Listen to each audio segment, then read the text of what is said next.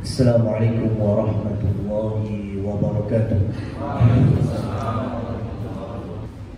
Innal hamdalillah nahmaduhu wa nasta'inuhu wa nastaghfiruh wa natubu ilayhi wa na'udzu billahi min shururi anfusina wa sayyiati a'malina. May yahdihillahu fala mudilla lahu falan tajida lahu waliyyan mursyida. Asyhadu an la ilaha illallah wahdahu la syarika lahu wa asyhadu anna Muhammadan abduhu wa rasuluh. Allahumma salli wa sallim ala nabiyyina Muhammad amma ba'du. Rekan-rekan kaum muslimin muslimat yang diberikan kenikmatan kita untuk menapaki hari-hari istimewa, yaitu awal Dzulhijjah, hingga nanti insyaallah di hari Jumat kita melaksanakan sholat Id, yaitu Idul Adha, dan hari penyembelihan sampai 3 hari berikutnya. Dan 1 hari sebelumnya Rasulullah SAW memberikan penekanan dengan adanya ibadah puasa sunnah Arafah, di mana Nabi SAW memotivasi Allahi an yukaffira sanatal madiyah wal baqiyah, di mana aku berharap semoga Allah Subhanahu wa taala menggugurkan dosa kaum muslimin muslimat 1 tahun ini dan juga 1 tahun ke depan. Ini istimewanya puasa Arafah. Kita puasa setengah hari tapi mendapatkan kemuliaan pengguguran dosa 2 tahun. Dan itu insya Allah pada kesempatan tahun ini di hari Kamis. Oleh karena itu, teman-teman yang dirahmati oleh Allah Subhanahu wa taala, hari ini sebetulnya saya pengen teman-teman bisa bertanya aktif kaitannya dengan Idul Adha, karena memang ada di pekan kita ini. Maka sebelumnya kami berikan muqaddimah kaitannya dengan fikihnya, di mana sholat Id itu para ulama berbeda pendapat antara yang wajib dan yang sunnah muakkadah. Wajib berangkat dari perintah Allah kepada Nabi Muhammad, fasholli li rabbika wanhar, dirikanlah sholat dan menyembelihlah. Dalam konsep syariat yang namanya perintah itu menunjukkan sebuah kewajiban.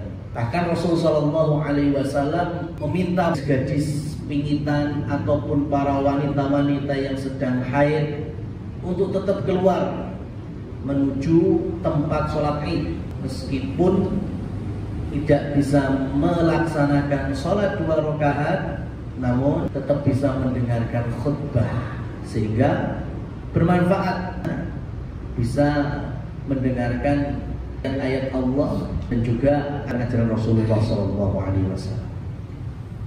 Kalau sampai yang haid aja suruh keluar rumah, ada di tempat Id, ini menunjukkan sholat Id itu wajib. Namun mayoritas ulama memang berpendapat sunnah muakkadah, tidak sampai wajib. Cuma gini teman-teman, kalau ada, ini saran dari kami, kalau ada perbedaan para ulama seperti ini dan kita memang bukan ulama, itu jadilah manusia yang berlabel safety player. Jadi apa? Safety player. Jadi yang cari aman-aman. Kalau kita memang dalam kondisi normal, sehat, di tempat kita tinggal, maka pilih sholat apa pilih enggak? Sholat. Harusnya pilih sholat. Eman-eman. Kecuali kalau sakit, kecuali dalam perjalanan, nah itu beda.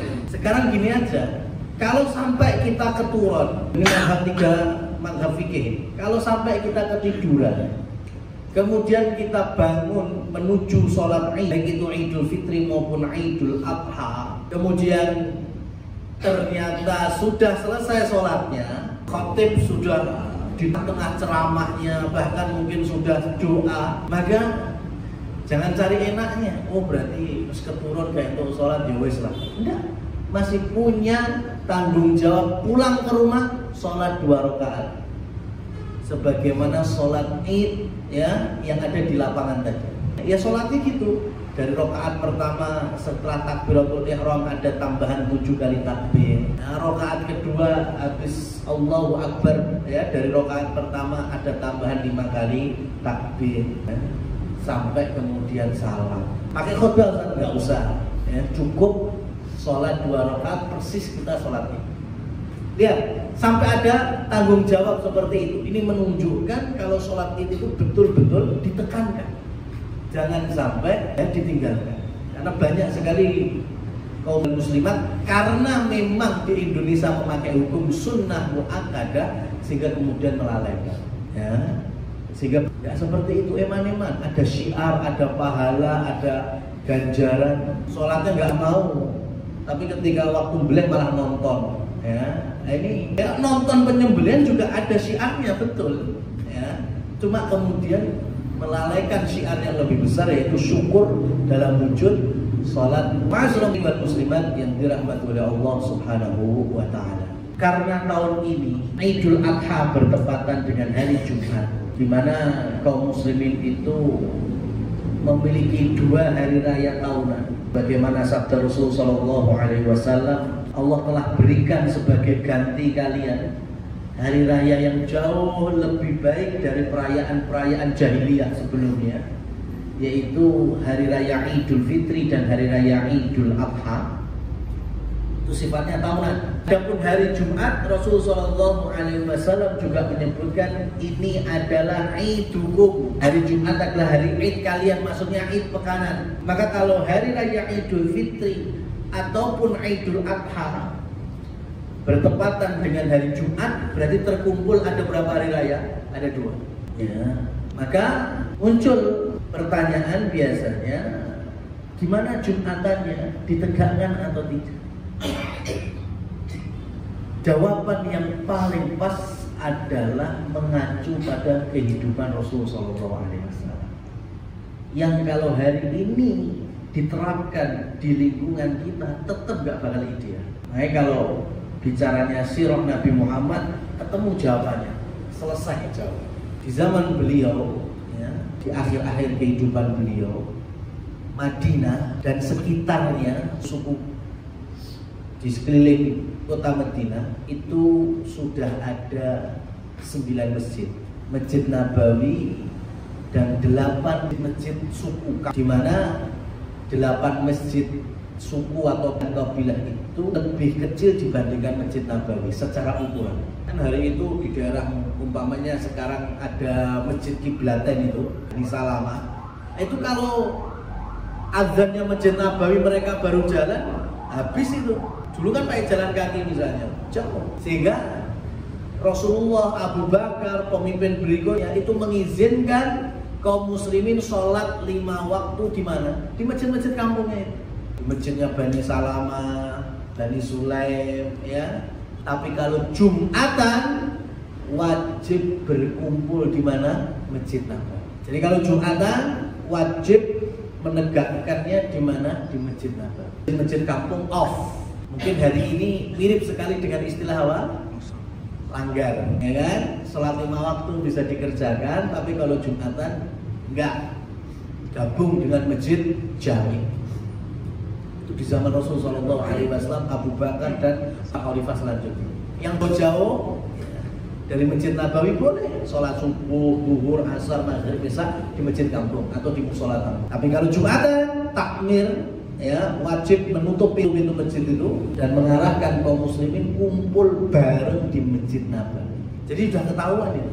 Ukhuwah Islamiyahnya itu yang jarang ketemu, maksimal nggak ketemu berapa hari? Dino gitu, dino. Karena hari ke-7 Jumat ketemu lagi. Yang mungkin 6 hari nggak ketemu karena beda kampung. Hari ke-7 bisa ketemu di Masjid Nabawi Jumat. Paham ke sini? Itu seperti itu, fakta sirahnya seperti itu. Nah, ketika Id, Masjid Nabawi kala itu jembarnya ini 25 meter, 30 kali 35 meter, berarti berapa persegi? Hampir 800-an ya, hampir 900-an meter persegi. Dan di zaman akhir beliau di Madinah sudah ada 5.000-an nyawa di Madinah, 5.000 sampai 6.000 jiwa. Kira-kira muat apa enggak Masjid Nabawi? Enggak muat. Makanya sholat idnya nggak di masjid, di pelataran beberapa puluh meter dari pusat Masjid Nabawi di padang pasir ya saat itu. Sekarang sudah dijadikan monumen ya, masjid yang bernama Masjid Abu Bakar As-Siddiq ya, atau Masjid Ghamamah dan juga Masjid Ali. Nah, lingkungan itu Masjid Ali, Masjid Ghamamah, Masjid Abu Bakar itu dulu tempat sholat id.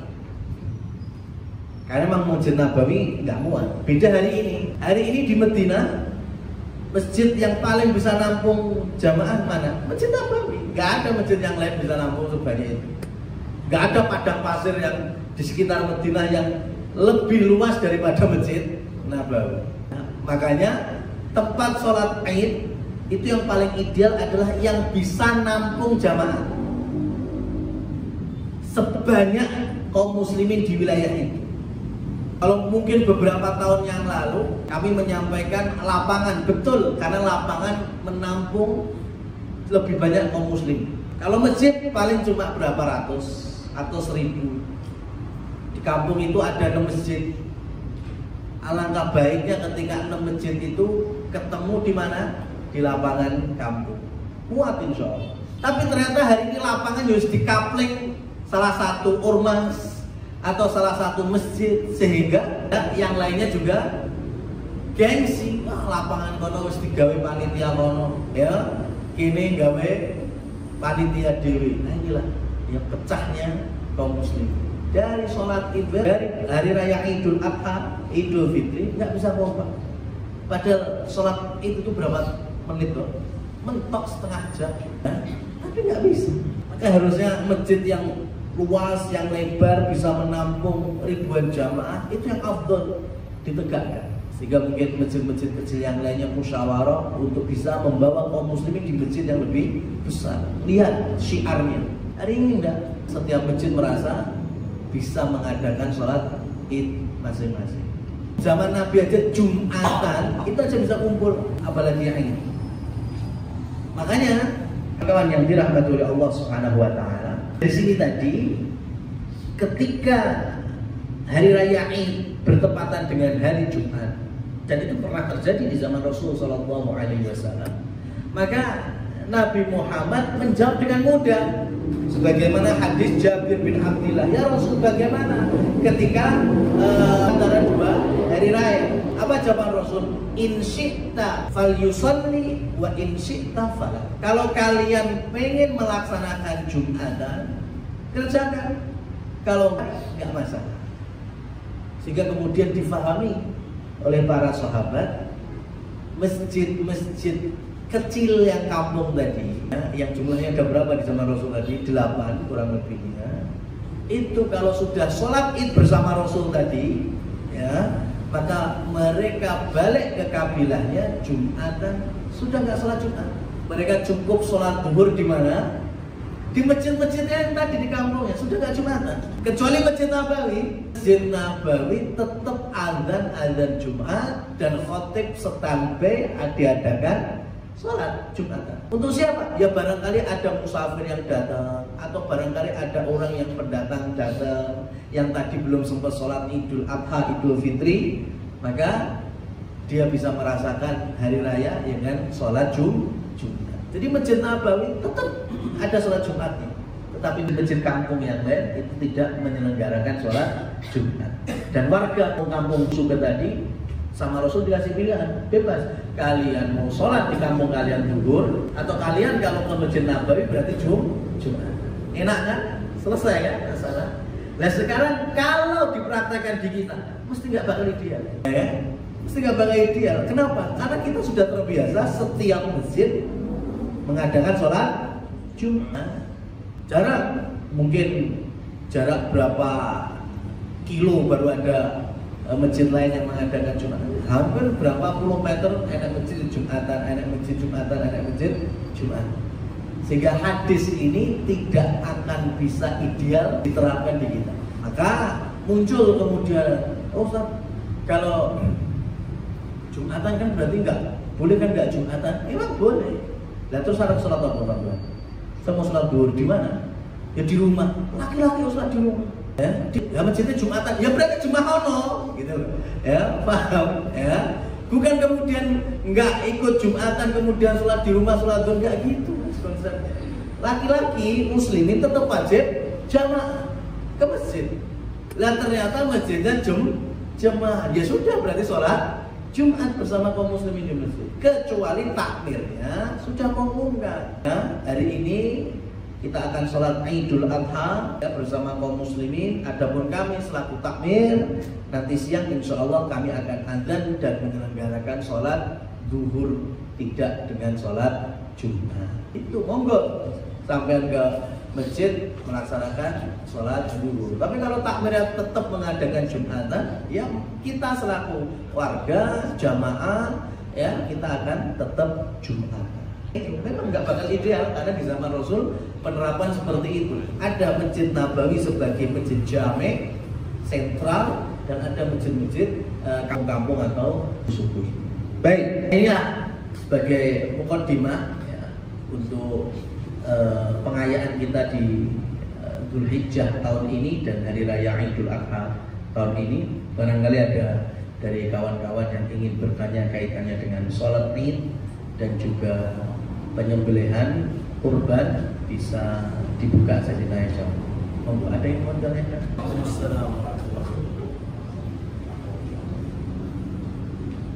Hukum dasar sholat Id itu sunnah atau wajib ketika dilaksanakan, apakah ada kafarat harus dibayarkan?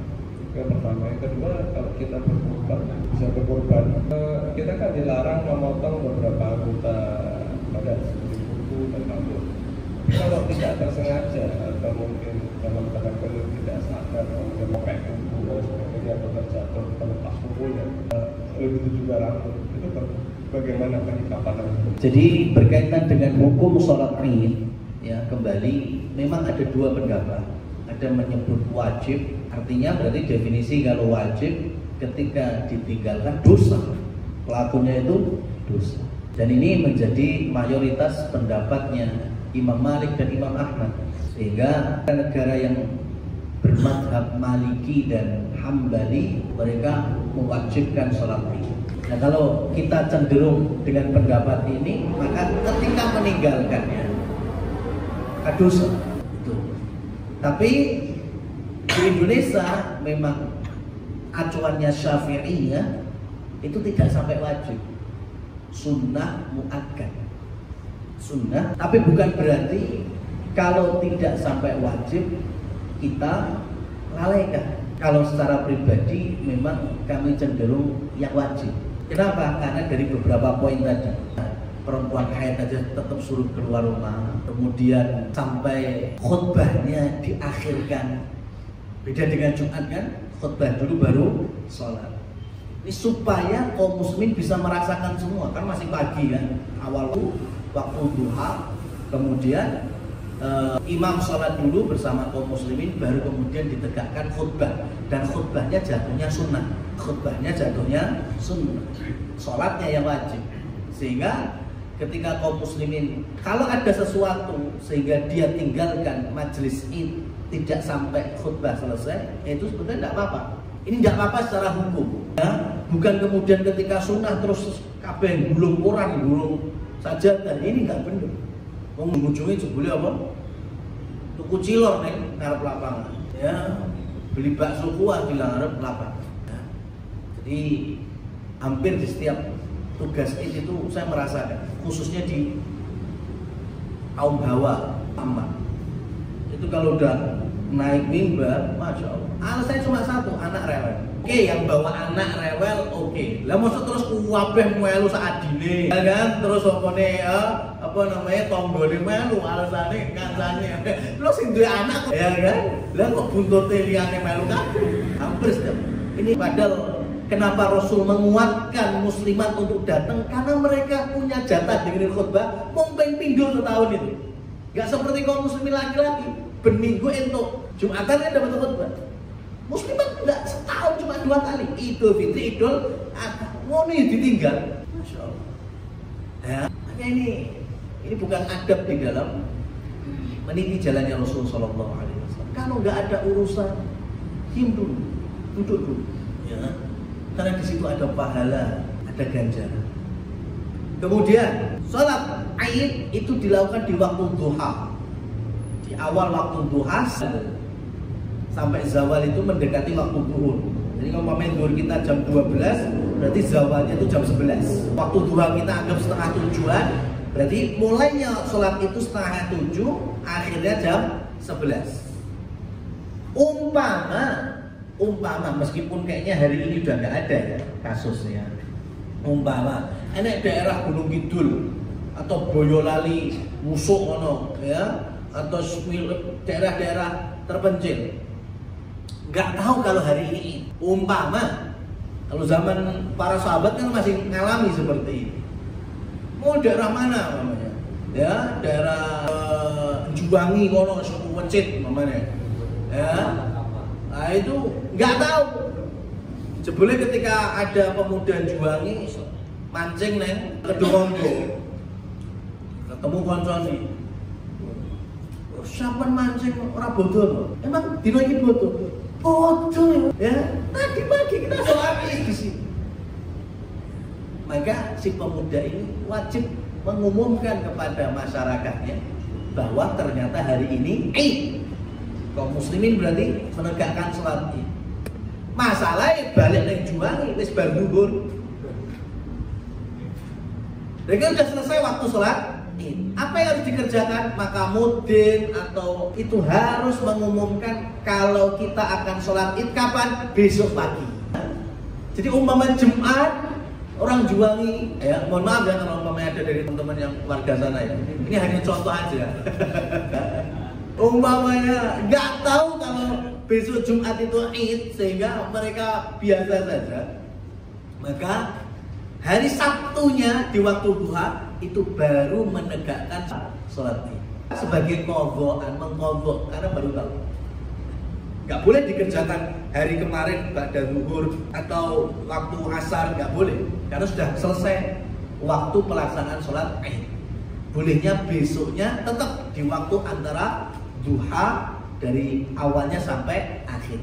Jadi kalau ternyata tahunnya jam 10 besok Jumat, kemudian langsung bisa dikumpulkan kaum muslimin, kemudian sholat, ya masih boleh karena masih masuk waktu duha, masih boleh mengerjakan sholat akhir. Baik, terus bagaimana? Apakah ketika meninggalkannya ada kafarah? Maka tidak ada kafarah. Meninggalkan sholat Id tidak ada kafarah. Yang ada tadi qadha. Mensolat, kalau kita tidak dapati bersama imam dan jamaah kaum muslimin, kita sholat sendiri 2 rakaat sebagaimana sholat Id. Sudah. Tapi kalau ternyata kita berkeyakinan sholat Id itu wajib dan kita tidak mengerjakannya, maka kita berdosa. Nah, karena kembali ke definisi wajib tadi. Tapi kalau kita berkeyakinan dengan pendapat bahwa sholat Id itu sebatas sunnah muakkadah, ya, kita pun tidak akan berdosa.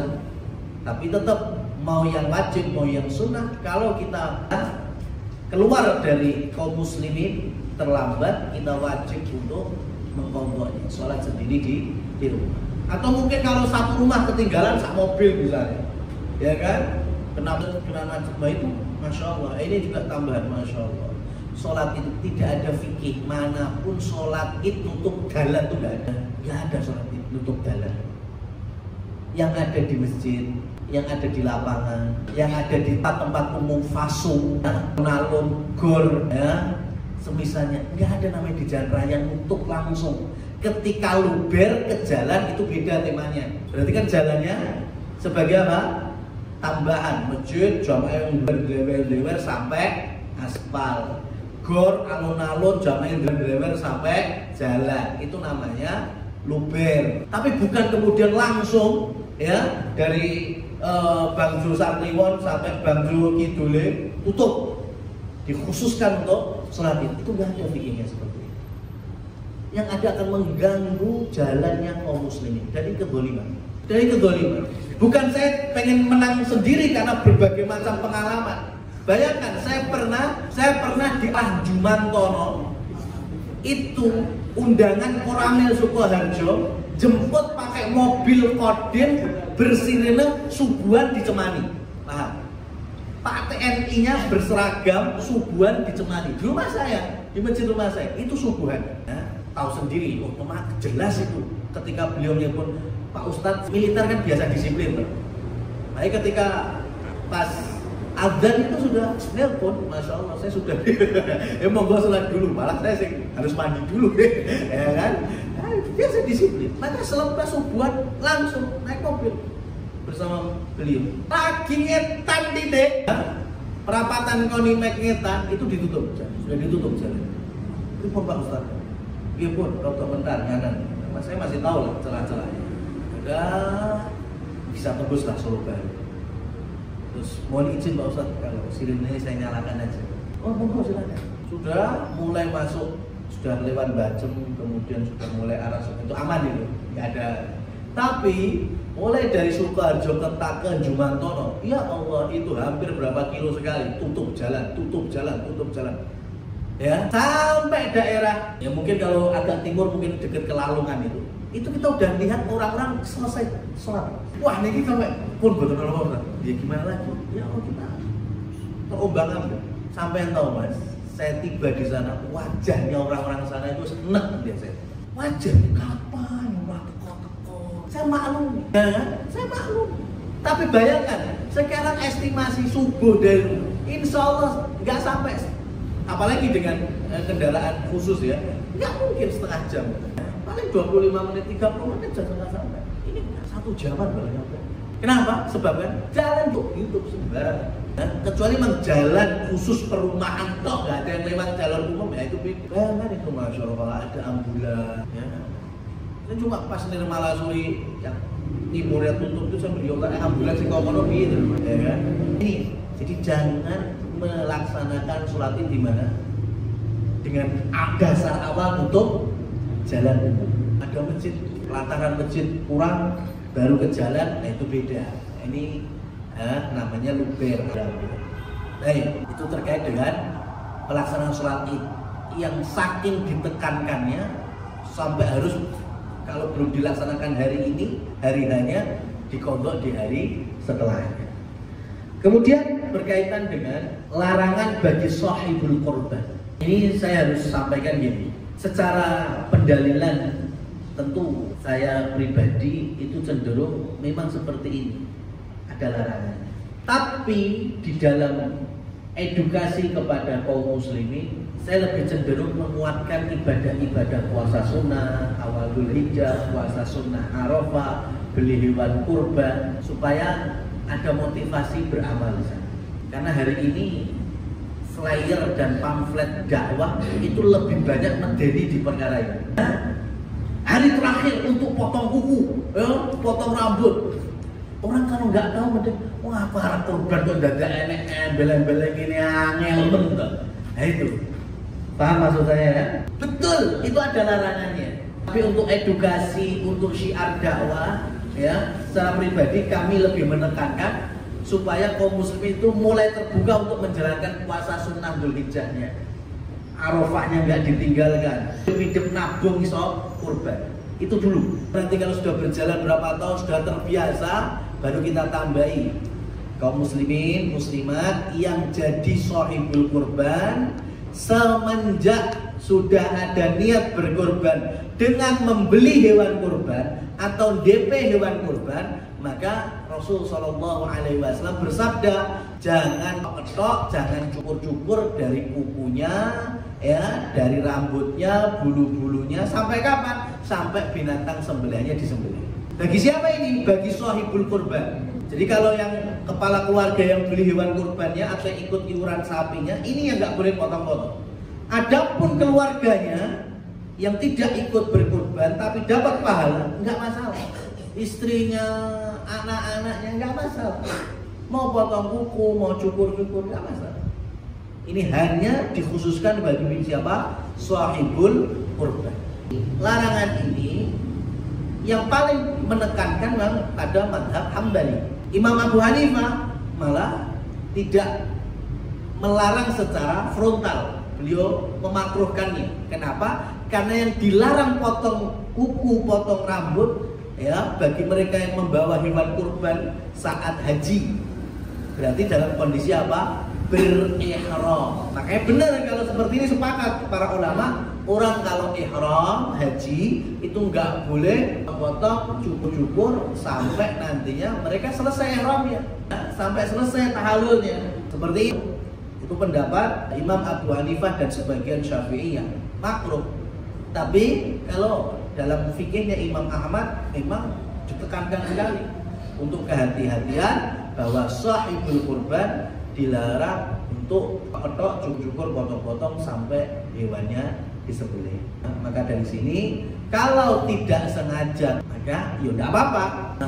Orang sengaja pun kalau versinya mazhab Hanafiyah makruh, tidak sampai dosa, tidak sampai hal. Lah hikmahnya apa? Wallahu a'lam. Hikmahnya ya kita nggak tahu. Yang jelas ketika syariat memerintahkan ataupun syariat melarang, pasti di sana ada maslahat.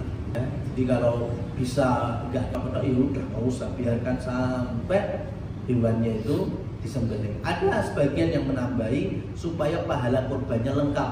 Nah, menemani hewan kurban itu, hewan kurban disembelih selesai, maka kita pun juga menyembelih.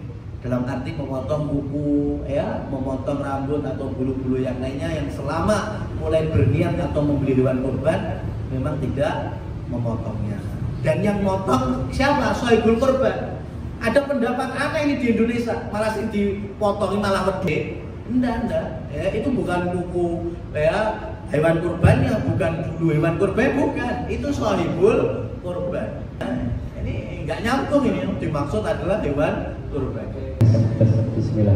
Terima kasih Ustaz. Mungkin saya ingin mungkin yang dikatakan Ustaz yang pertama tadi terkait Jumatan di Tanah Lapang atau masjid besar itu alhamdulillah sudah saya alami di negara tetangga Ustaz. Jadi negara tetangga itu masjidnya itu saya nyepeda onsen itu 15 menit. Jadi sangat jauh. Memang di negara tetangga saya sebutkan ya, Malaysia itu seperti itu. Jadi dia itu kalau Jumatan itu mungkin sampai ribuan. Jadi kampung itu pada umur. Itu mungkin sedikit sharing aja. Kemudian yang kedua terkait sholat itu juga pernah kita lakukan itu seperti yang kan ada di Tanah Lapang. Cuma Ustaz yang kita sebagai istilahnya panitianya itu kadang merasa jauh sama pesertanya. Jadi kalau misalnya jalan kertas, jalan koran, jalan dan sebagainya itu tinggal prung gitu saja. Jadi menyulitkan atau memberi pekerjaan lebih pada panitianya. Jadi rasanya mesti nggak rampung. Nah seperti itu kita menyikapinya ya di masjid aja, walaupun luber-luber. Itu pertanyaannya gimana? Kemudian yang kedua ada 3-4 pertanyaan Ustaz. Apa ya Ustaz? Kemudian yang kedua, jadi saya membaca pamflet kurban itu korban membeli hewan kurban dapat kupon hadiah. Nah seperti itu hukumnya atau gimana Ustaz? Itu yang kedua. Yang ketiga itu begini.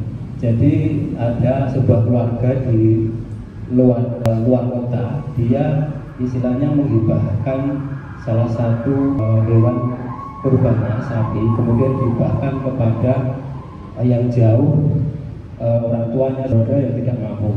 Nah, menurut saya, jadi kalau misalnya jadi sohibul kurban, dia kan dapat 1/7 atau 1/3 dari 1/7 dari hewan kurbannya. Bagaimana kalau misalnya di luar kota, apakah prosesnya seperti apa? Itu Ustaz.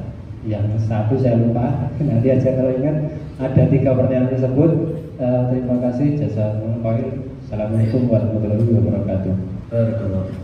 Baik, jadi memang seperti itu beberapa pelaksanaan Idul Jumat dan Idul Fitri di beberapa wilayah. Bahkan tambahannya itu khotibnya pun bersertifikasi. Negara tahu. Makanya kalau ada di Indonesia ada istilahnya berita-berita meskipun belum pernah terjadi tapi harus bersertifikasi, biasa saja. Ya dai harus bersertifikasi, biasa saja. Saya menanggapi biasa saja. Kalau harus bersertifikasi silakan. Ya, mau uji, mau dites dan enggak lulus pun selesai, sudah nggak apa-apa. Saya pun ridho menerima kalau memang itu menjadi maslahat ya dalam kebijakan negara. Karena sudah banyak negeri kaum muslimin yang menerapkan seperti itu. Ya. Jadi kelihatan ini dai-dai yang memang ya ada afiliasi memecah belah kaum muslimin, merongrong ya kaum muslimin atau berdakwah grassroots ya di bawah tanah.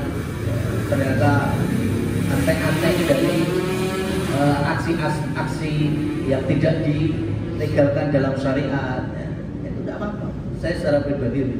Baik. Kemudian berkaitan dengan panitia. Panitia itu masya Allah itu termasuk pahala yang besar jika kita ikhlas membantu masyarakat kaum muslimin. Dan kaidah panitia kudu wani kesel. Kaidah dasar panitia. Nah, panitia itu kan memang betul-betul wani kesel. Ora digaji ra diupah. Itu panitia. Beda kalau memang ada tim khusus yang diupah. Nah, itu beda.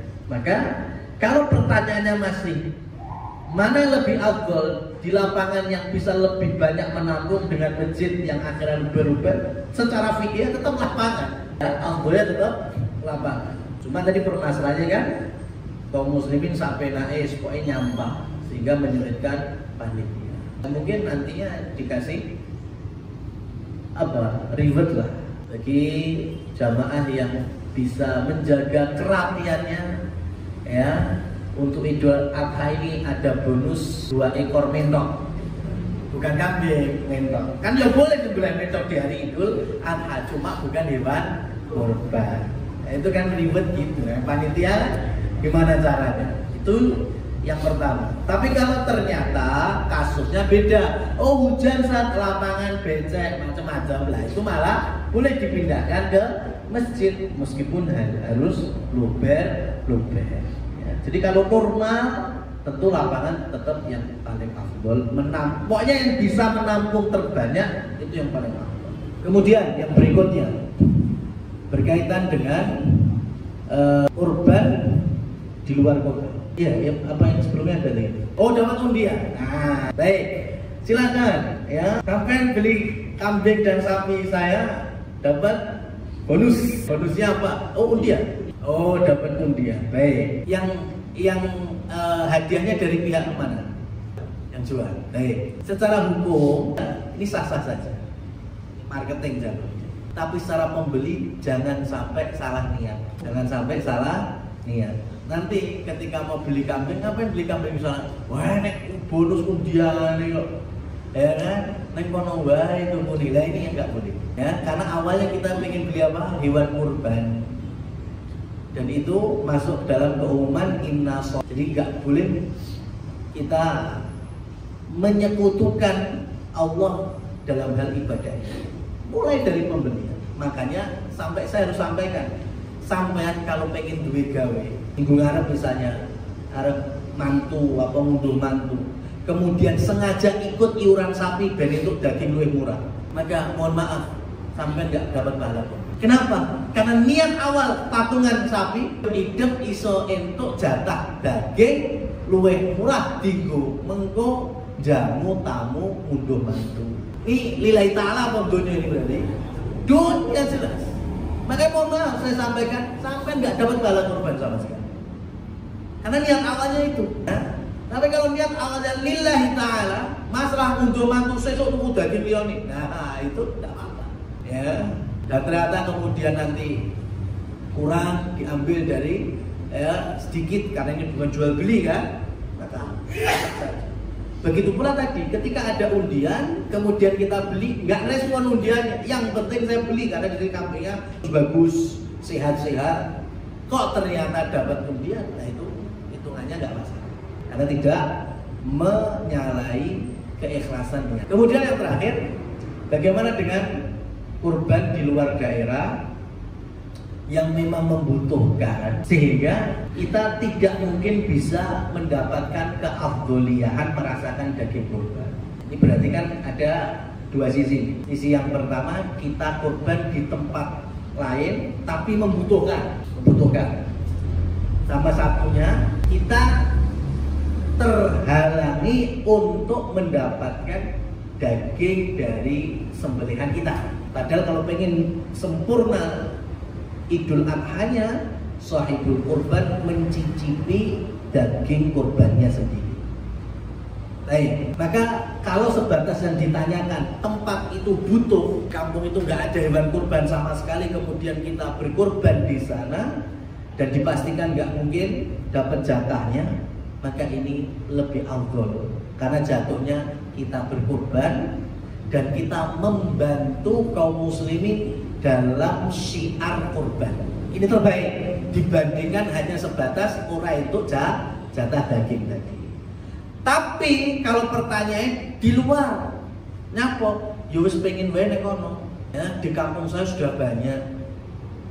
Padahal di sana ada korban enggak? Ya ada, cuma tidak banyak di kampung saya tinggal. Maka seperti ini afdolnya korban tetap di kampung kita tinggal.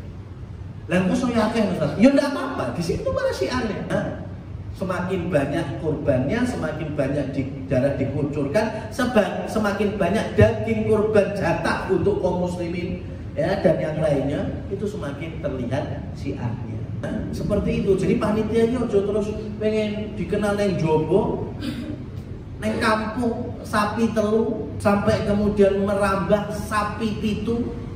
Wargane yo itu ekor sak kresek, ya kan sekilo wae ora bener. 10 tahun mengadakan kurban, mulai dari sapi telu sampai sapi pitu, jatah ora nambah di warga. Lo kemana? Wis gaya panitia menerima proposal wong era jelas ya kan, daerah ndi cuma biar namanya berkibar di luar. Ini nggak bener. Jadi panitia itu diberikan amanah untuk lokal, bukan interlokal, apalagi SLJJ. Zaman masih ada wartel ya. Insya Allah panitia bisa mengguyupkan lokal, ya, lebih mensyiarkan, mengembangkan. Insya Allah yakin masyarakat akan menjadikan sampean panitia abadi. Ya kan, apik masalah itu, ya gak usah ganti panitia sampean terus ya Mas. Gitu. Jadi memang kurban di tempat kita tinggal itu jauh lebih afdal kalau temanya stabil. Ya, tapi kalau tadi ada tambahan di kampung itu tidak ada yang kurban, nah itu beda. Ada sisi kita membantu kaum muslimin dan itu juga jauh lebih afdal. Bismillahirrahmanirrahim. Mau bertanya mengenai panitia yang mungkin kami membahasakan salah pasangnya di minggu yang lalu sempat disinggung mengenai penyelenggaraan apakah itu sholat Jumat dan pada momen saat ini sholat Id itu tujuannya untuk mengumpulkan banyaknya kotak infak agar tidak kalah, dan itu memang diakomodir oleh sebagian besar masyarakat Batu. Dan ini sepertinya pengalaman kami baik itu di tempat saya tinggal sebelumnya dan sekarang di Solo, rata-rata ya memang ada terbesit yang seperti itu. Yang pertama. Yang kedua mengenai kurban. Kebetulan saya terus terang aja di tempat kita ini kan ada penyelenggaraan pemotongan hewan kurban yang sebetulnya dananya itu dari perusahaan di atas namakan kepada beberapa pegawai. Nah ini apakah yang dana dari perusahaan penyebutan sohibul kurban atas nama pegawai ini perlu diakatkan dari perusahaan pada masing-masing pegawai itu perlu atau tidak? Yang kedua mengenai pembagian jatah, apakah karyawan yang namanya disebut atau mungkin mendapat jatah bagian sebagai sohibul kurban itu dianggap berhak untuk menerima sepertiga bagian dari, atau dianggap itu kan dananya dari perusahaan, ya dianggap sama aja. Ini sebaiknya menyikapinya seperti apa? Terima kasih. Baik.